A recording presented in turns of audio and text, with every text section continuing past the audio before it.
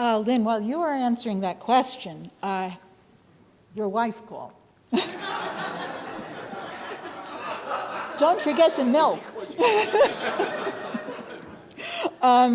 She called because she said that there were dramatic developments in Europe last night that she wanted to make sure you were aware of, and I think she also wanted your comment on.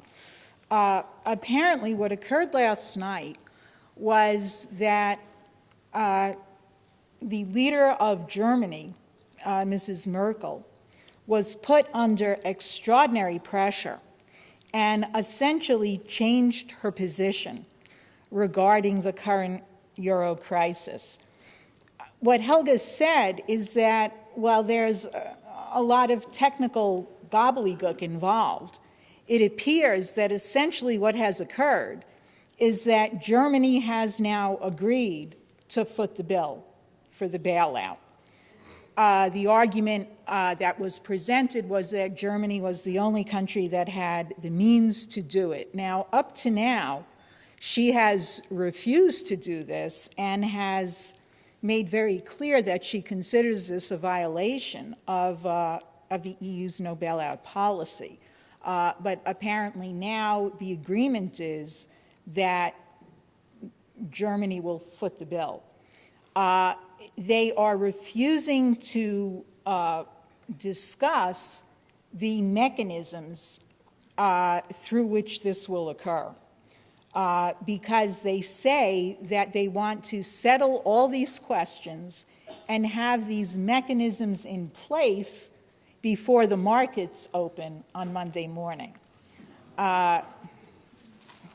So I smell something really rotten here, but anyway, but what Helga said is regardless of their mechanisms, which they refuse to discuss, the bottom line is still this dramatic change in Merkel's position. And she thought, Lynn, that you might want to comment on this. Yeah. Well, obviously we know, and Debbie and I know, that this comes from Britain, entirely from Britain. And you can say so. I can be quoted on this, publicly attributed, yes. This operation is entirely British. The British, as I said earlier today, the British system is in an existential crisis. And what happened in Wall Street on Thursday is a reflection of that existential crisis of the British system. The British system is intrinsically bankrupt. And the issue here is this. Again, the inter-alpha group of Jacob Rothschild and company. And Jacob Rothschild is nothing but the errand boy for the British monarchy and the British Empire. And this is this group of banks. Now, this involves especially the banks of Spain, Portugal, Ireland, England, and some others. If the United States were, as it must, support the Glass-Steagall reform, which is being pushed in detail by McCain, Canwell, and so forth, if that is instituted, the British Empire goes down.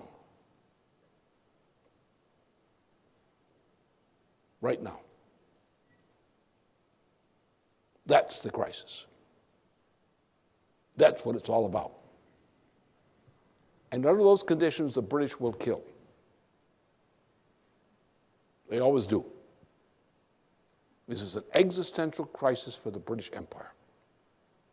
It cannot survive a Glass-Steagall system reinstalled by the United States.